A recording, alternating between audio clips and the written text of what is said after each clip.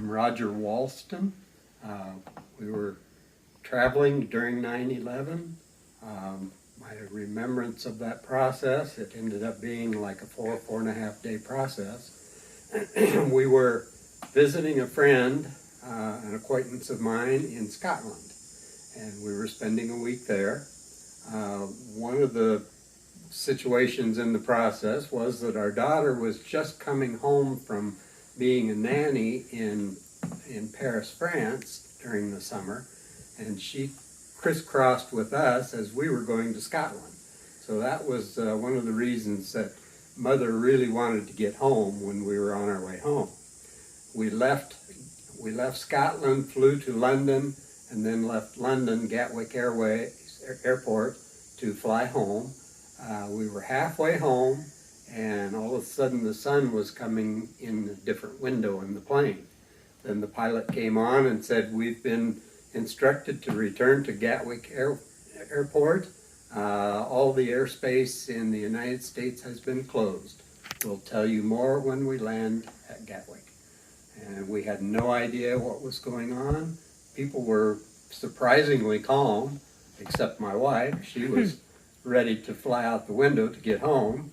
But we went back to Gatwick, landed at the airport, and then the pilot came on and explained what the situation was.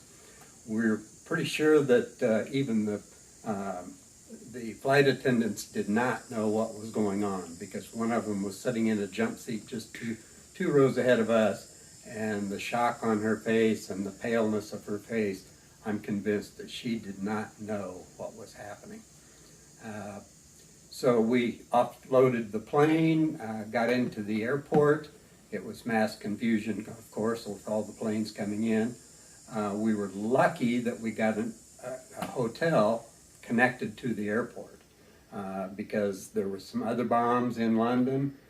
Things were kind of chaotic in London. We weren't sure if we went away from the airport if we would be able to get back when we needed to get back to fly. And we didn't know when we would be flying. So we did get a place in the hotel next to the airport. It was quite expensive, but we stayed there.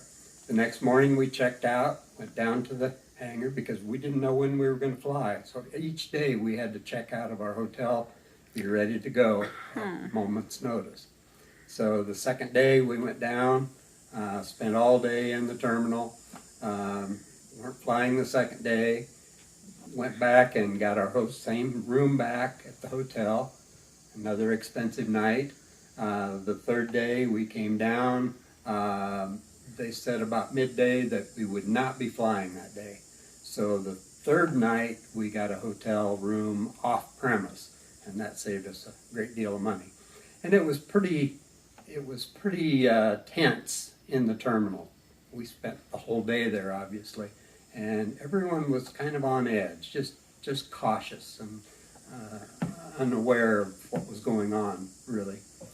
At the beginning of after the third night, the fourth day, they told us we were going to be able to fly out. So late in the afternoon, we flew out from Gatwick, flew into Detroit, had to land in Detroit because they had to go in and put a lock on the pilot's door before we could land in Minneapolis. Well, they didn't have that part there, so we had to stay overnight in Detroit. The next morning they got the part on, and about mid-morning we left Detroit, then flew into Minneapolis and, of course, on home. Wow.